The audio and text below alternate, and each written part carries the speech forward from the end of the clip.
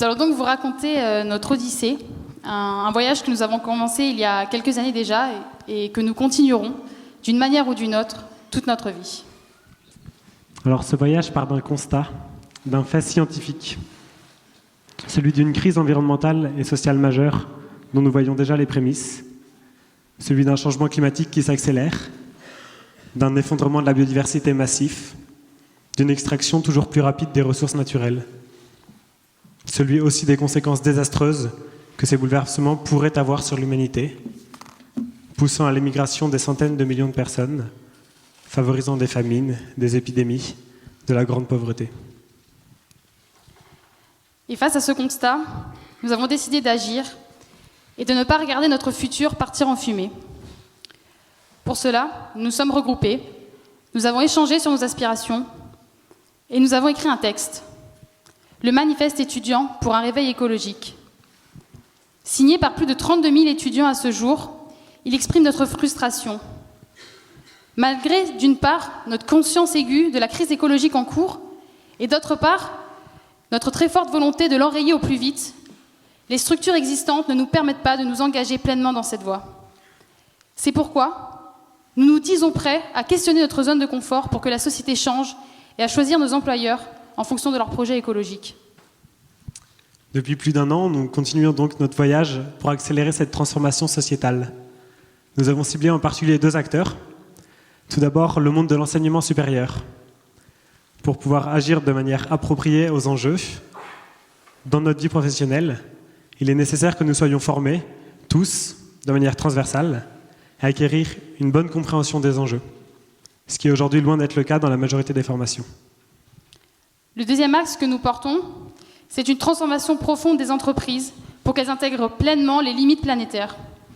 Notre voyage nous amène ainsi à rencontrer de nombreux dirigeants et à formaliser nos demandes, que ce soit dans la stratégie financière, dans le travail des collaborateurs ou dans leur lien avec les parties prenantes. Les entreprises doivent intégrer la question écologique. Nous sommes chaque jour mobilisés pour porter ces revendications et tenter d'infléchir la trajectoire sur laquelle nous nous trouvons tous collectivement. Pour autant, nous ne voguons pas à vue, nous savons où nous voulons aller. Le monde vers lequel nous voulons aller est un monde où la croissance aura cessé d'être un dogme, où l'augmentation du PIB ne sera plus l'indicateur qui mesurera le bien-être de notre société, et où la maximisation du profit ne sera plus l'objectif d'une organisation.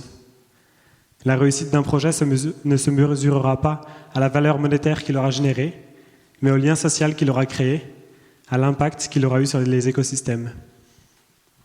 Et les générations futures se demanderont comment nous avons pu ainsi confondre surconsommation et bonheur, démultiplication des possibles et libertés, abondance et confort.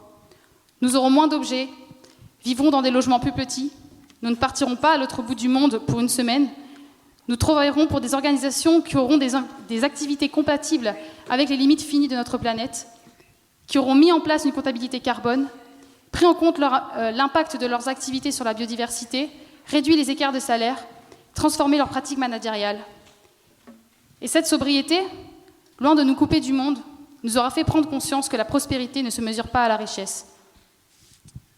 Pour atteindre cette destination, nous ne croyons pas que nous puissions compter sur des avions solaires ou des tubes sous l'océan.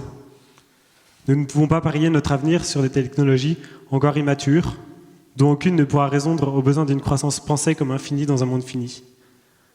C'est pour nous, bien par des voies sobres, que nous pourrons limiter l'impact de la crise environnementale sur l'humanité et ainsi créer des sociétés résilientes, humaines et justes.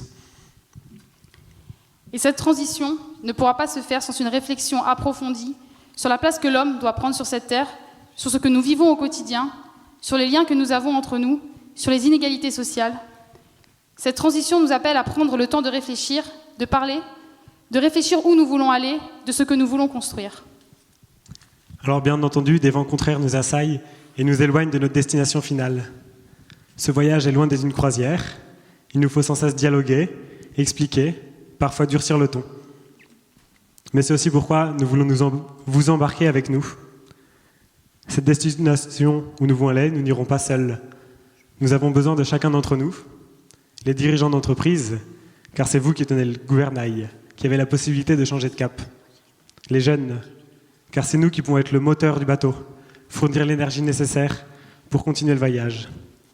Et puis chacun d'entre nous, citoyens, car ce n'est qu'en ayant un équipage volontaire et uni que nous y arriverons. Merci. Merci.